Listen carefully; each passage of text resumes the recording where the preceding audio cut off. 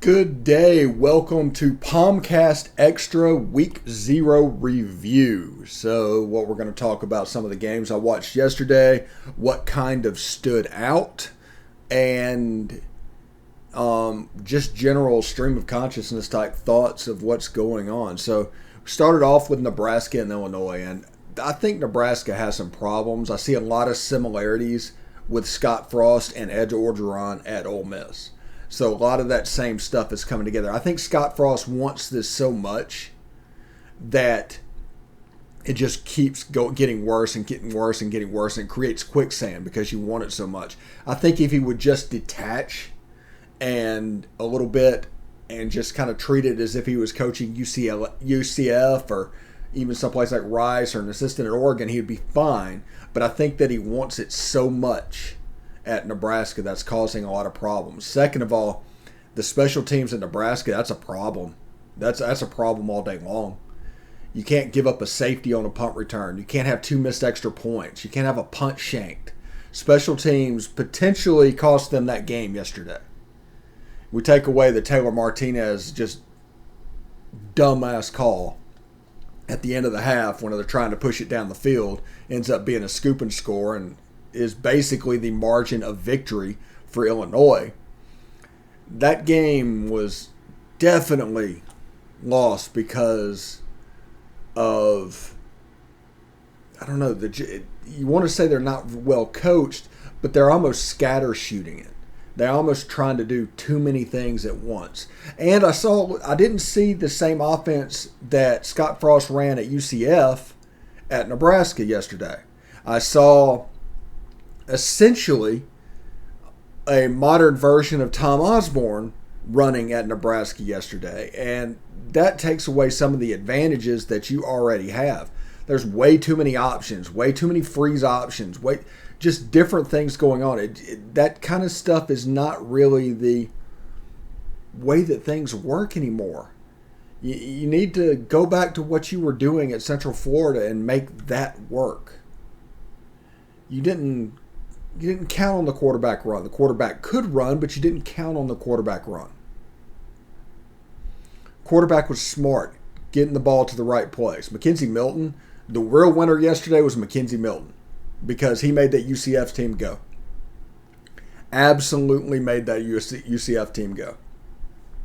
And because of that, you kind of look back at what's going on with Nebraska. They've got a problem. In 2 weeks, they've got Oklahoma.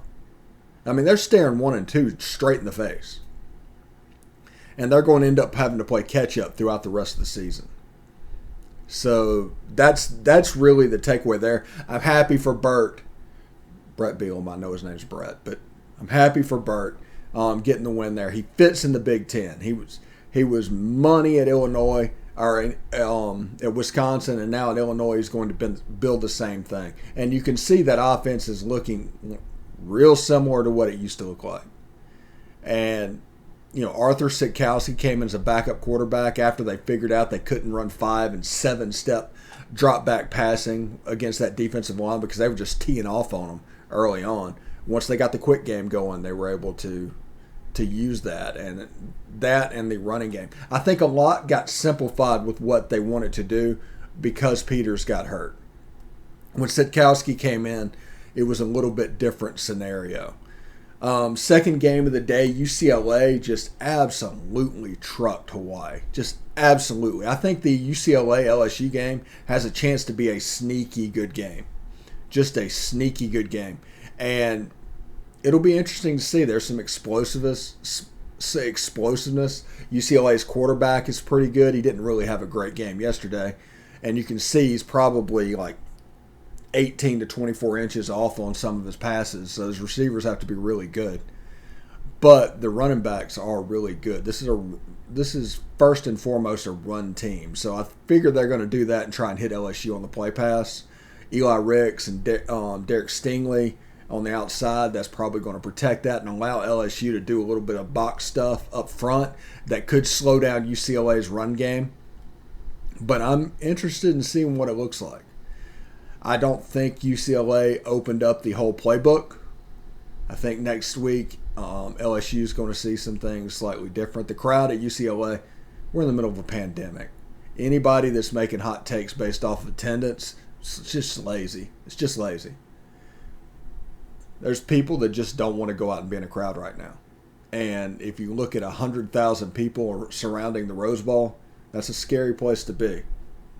So just lay off the hot takes on attendance, at least for a couple of years until we get out of this, because, I mean, it is what it is. TV was running things. TV is going to run things. Oh, another thing. Fox is actively branding LSU into their promotional material. That should tell you all you want to know. LSU is actually being branded in the Fox promotional material because they're playing a game next week at UCLA. This is absolutely the Alliance stuff and everything going back and forth after watching yesterday. This is absolutely 100% a media war between ESPN and Fox. This isn't between conferences against each other.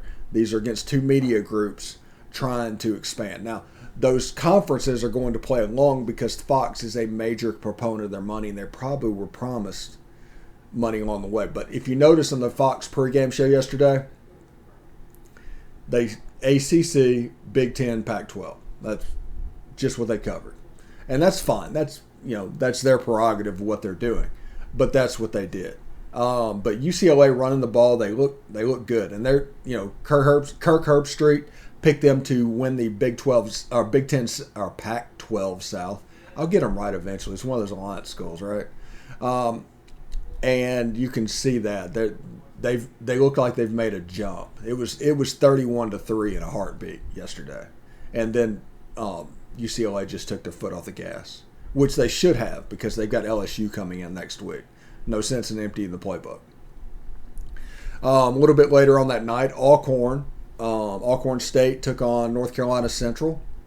Like the quarterback from North Carolina Central, they ended up winning that game. I enjoyed watching that. That little quarterback from Alcorn took some hits. He took some hits, took some shots. He's a little bitty slight guy, and he's probably going to be in the cold tub for a while. But if they do that too much this year, he's not going to make it through the season. Alcorn ended up losing the game, but I was really impressed with that. I think his name was Darius Richard or something like that.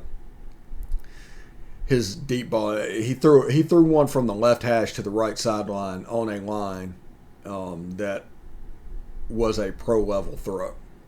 I mean, it really was like old style pocket passer pro level throw. So if he has that in his tool bags and he keeps developing, I'll be interested to see what he looks like coming out as well. New Mexico State lost 31-3 at UTEP.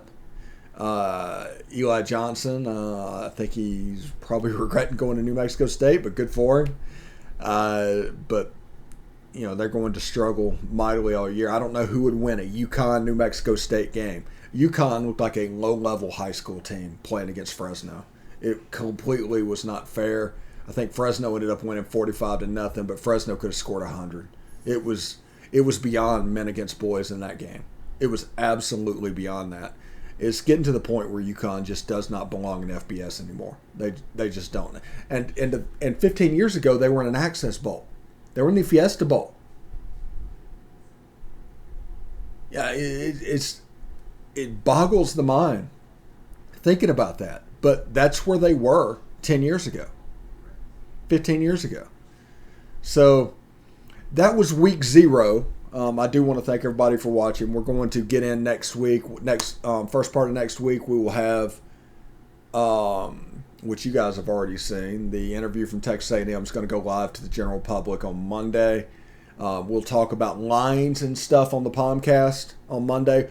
Probably not going to have a Beast of the East this week because Craig has COVID, and this is the second host in our family that has caught it so far. So we hope to get that done. Hope that he gets better. Pray for him. But we don't want to have me pinch hitting with Corey from Beast of the East, and then basically we have the same show on SEC After Dark. So just keep that in mind if Beast in the East does not happen. Marche Green, by the way, interviewing him Monday night. So that should basically, honestly, pop up Monday night for you guys. And Biscuits and SEC and Cameron Teague, as far as Patreon early access, are going to be available for you next week. So we got a lot of good stuff going on. I want to thank everybody for tuning in, and we will see you tomorrow on the POMcast. Until then, hotty toddy.